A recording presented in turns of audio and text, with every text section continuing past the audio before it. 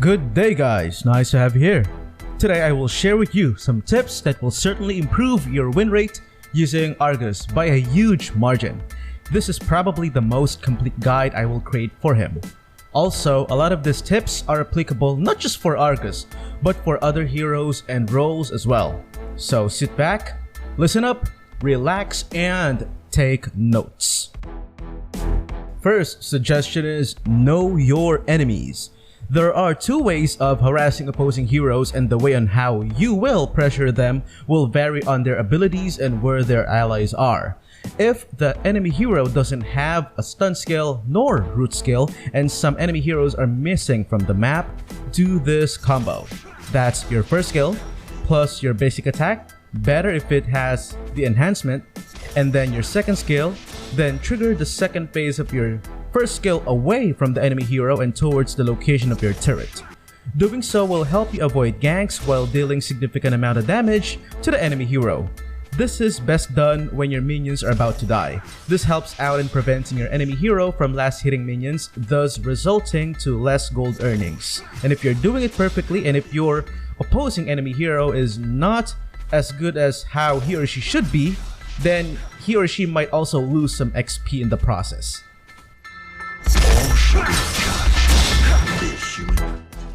If the enemy hero doesn't have a stun skill nor root skill and all enemies are visible on the map and are far away from you, do this combo instead. That's your first skill plus basic attack, as usual, better if enhanced, plus second skill, and then keep attacking using your basic attacks. Then when the enemy hero is out of reach, that's the time that you will use the second phase of your first skill to chase them. Since all enemy heroes are visible and are all distant from you, playing aggressively is ideal.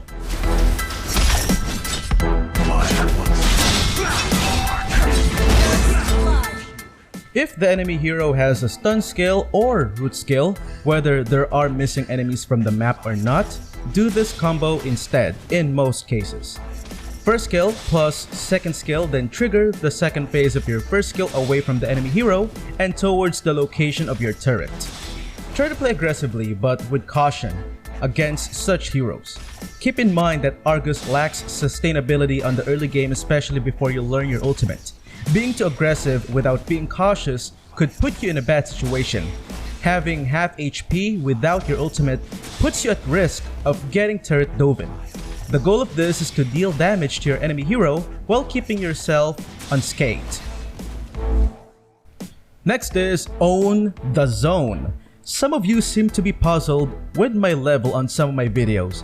One of the goals of a solo laner to begin with is to have a much higher level than anyone from the enemy team. This will allow the solo laner to have an advantage when split pushing, since solo laners are normally away from his or her teammates.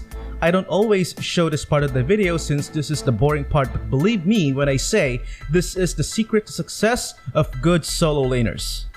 Zoning is the act of driving away an enemy hero from the XP and gold radius or zone in order for the enemy hero to lose out on XP and gold. In order to be effective and safe at the same time, don't play too aggressively consistently. Instead, choose your timing wisely. This is where my first tip will be applicable. How aggressive you play will be dependent on your enemy's positions and opposing hero's abilities. When your minion is about to die, what you need to do is you need to approach the enemy hero and drive him or her away using the combos I mentioned earlier. Again, choose your combos wisely and make sure you have complete understanding of the enemy hero's abilities. Again, observe the minion's HP, my position, Zilong's position, and our XP progress. As you can see, every time my minion is about to die, that's when I rev up my aggressiveness towards the enemy hero.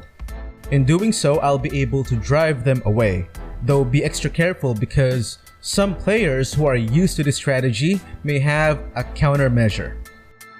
Let's speed up the game a little bit and then check what's gonna happen with Zilong's XP and the difference with my XP. As you can see, Zilong is still at level 1 while I am already at level 3.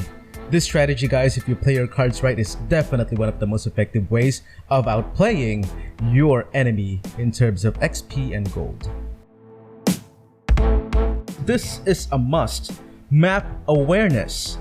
Map awareness is your ability to have awareness on what is happening on the battlefield by analyzing data found on the minimap. Make it a habit to give the minimap a quick look every 5 seconds. Again guys, not 10 seconds, not 20 seconds, 5 seconds. Again, that is every 5 seconds. You don't have to stare on your minimap, just giving it a quick look will be sufficient. Also, Mobile Legends is a special kind of MOBA because you can hear skill casts, basic attacks, and noises coming from monsters found around the map. With that being said, if you notice that a couple or more heroes are missing from the map, check key points such as Turtle, the Lord, your jungle buffs, etc. Remember, if there's 2 or more heroes missing from the minimap, chances are they are preparing for a gank or they are taking some of the objectives. Having good map awareness will also help you gain more XP and gold. How? Well, if you have an idea where the enemy heroes are, it'll be easier for you to decide whether you will rush clearing the minion waves in order to move to a jungle monster, or if you need to freeze the lane and avoid getting ganked. In addition to that, it'll be easier for you to analyze which lane to split push and when you will initiate a split push. And of course, Argus is not a jungler. Please stop farming in the jungle. But DB, you just told us earlier to move to a jungle monster after clearing minion waves. I mean, you just did on your previous tip, right? Well, that is exactly the point. Only do so once you have cleared the minion waves. It is also ideal that if you are going to take a jungle monster, do so from the enemy side of the map, therefore making farming for them more difficult. Rule of thumb is this: if you haven't cleared a wave within the last 5 seconds, you are not supposed to go to the jungle. It is your mission to ensure that you control half of the map's defense. Again, only go to the jungle when you don't have anything else good to do. Otherwise, always prioritize clearing minion waves. When clearing minion waves, don't overextend. Just try to even out the number of minion waves. Don't start split pushing if enemy heroes are missing from the map. Trust me when I say, you will be ganked. And this is a tip that some of you may disagree with. Trust me though, this is effective. Guys, your ultimate is not just for immortality. Unlike the original version of Argus, his ultimate now dramatically improves his rage gain once active. It was done that way to compensate for the changes on his passive. In addition to that, upon activation, you will have a full rage bar, which brings me to the point I am trying to send across. If your rage bar is full, you can attempt a one-shot combo on an enemy by activating your ultimate prematurely. I know, it sounds wasteful, but there are very specific and very rare situations when this is applicable. This has saved me and my teammates multiple times in the past. There are a lot of possibilities such as clutch stealing objectives, clutch kills, etc. I will let you think of ways on when this is applicable. Be creative. This is how it looks like.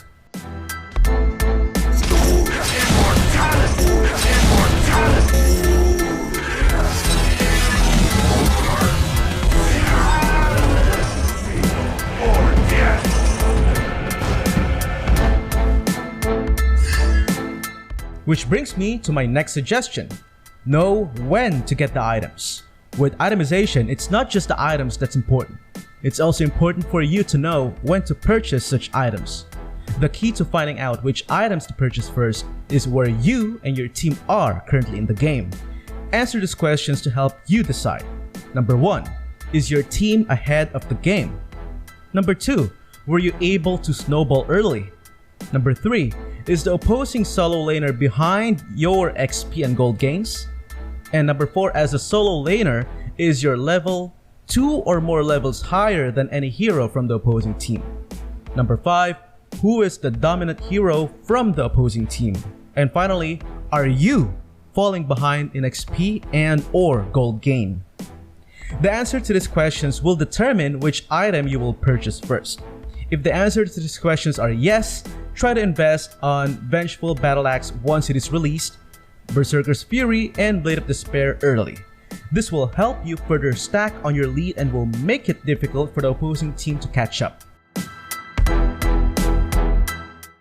If the answer to these questions are no, chances are it'll be difficult for you to farm gold. Hence, it's wise to slowly but surely invest on more affordable items first. Depending on the enemy lineup, invest on items such as Vengeful Battle Axe, again once it is released, Berserker's Fury, Scarlet Phantom, Hunter Strike, Corrosion Sight, and Wind Talker. Who is the dominant hero from the opposing team? The answer to this question will help you determine whether you need to invest on the following items or not. See Halberd against heroes with high sustain. Brute Force Breastplate to protect yourself against burst physical heroes. And especially since this will allow you to chase them faster as well due to its unique passive. Or you can also equip Twilight Armor against critical damage from burst heroes. On the unreleased upcoming patch, Twilight Armor actually gives 30% resilience against crowd control, and it also gives you resistance against critical damage. Are you falling behind in XP and/or gold gain?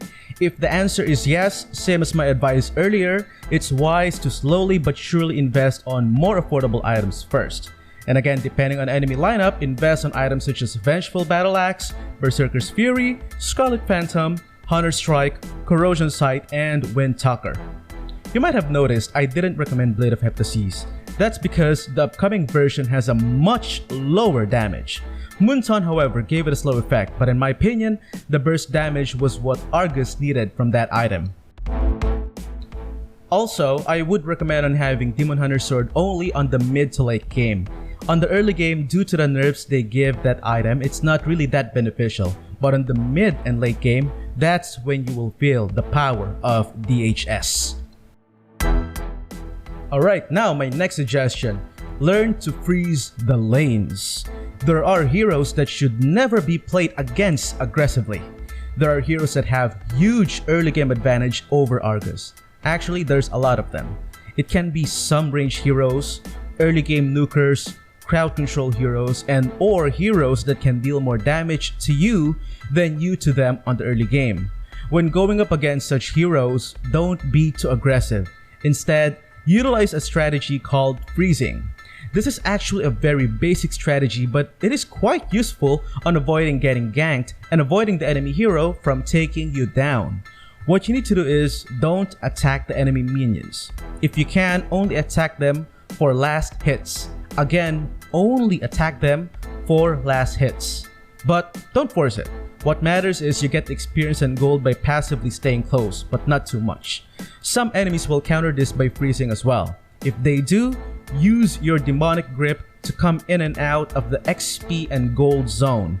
If you do this correctly, you'll be able to get XP and gold without falling too far behind. Make sure to stay as close to your turret as possible and only go out of your turret's range if the enemy minion is about to die. That way, you will not lose XP and gold.